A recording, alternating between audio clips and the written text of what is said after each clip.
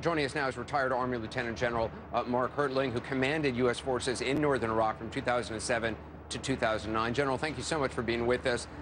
I'm interested in your perspective. The 300 non-combat advisors that are being sent into Iraq, the times I've worked with Green Berets and Rangers, I'm always impressed by the complexity of the task that they are assigned to do, the kind of working on multiple fronts. What do you see as their key objective this time around here?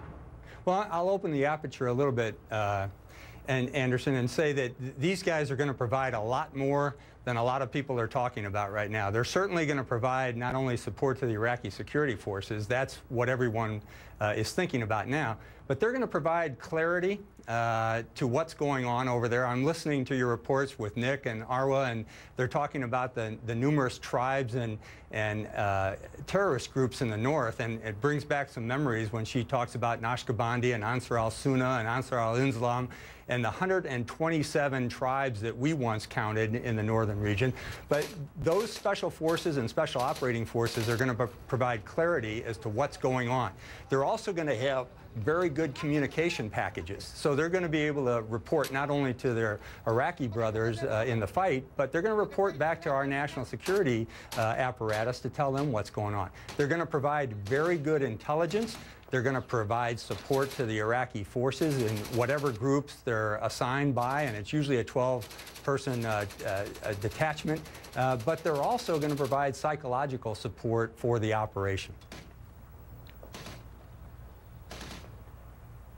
And that's got to be incredibly important, just for a morale boost, to have the presence of highly trained operators from the United States amidst these Iraqi forces. That seems like one of the issues here. I don't know if it's in the officer corps or below, but you have Iraqis who not even, engaged in a firefight, but before ISIS even showed up, taking off their weapons, throwing down, taking off their uniforms, throwing down their guns. So right. A morale boost, you can't underestimate how important that could be.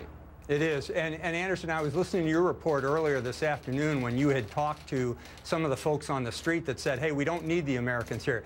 I tell you, that was also prevalent when I was there during my last tour of over 3 years in that country. And what's interesting is you hear that from the people on the street. They will tell you, hey, we don't really need Americans, we're good to go. But when you talk to the Iraqi security forces, they know the capabilities we provide with the intelligence contacts, with the capabilities to synergize the various elements of the battlefield. So I think the Iraqi security forces that are beleaguered right now, who see us pushing the government as well as the Army, they're very happy to have this small number of special forces and special operating forces in the area. And again, I emphasize not only the clarity and the intelligence, but the communication packages and the ability to reach back with the things that our special forces bring with them to the battlefield.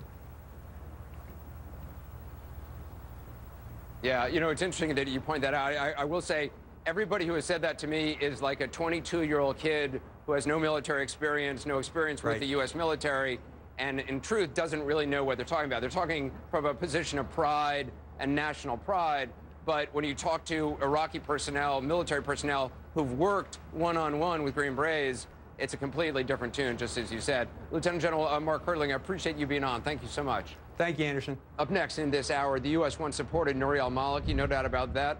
The man now being blamed for the Sunni backlash that's fueling the current crisis. So does Iraq's prime minister need to step down? Is there a way for that to happen without the U.S. trying to force it to happen? We'll talk about that. Plus, I'll talk to Richard Clark.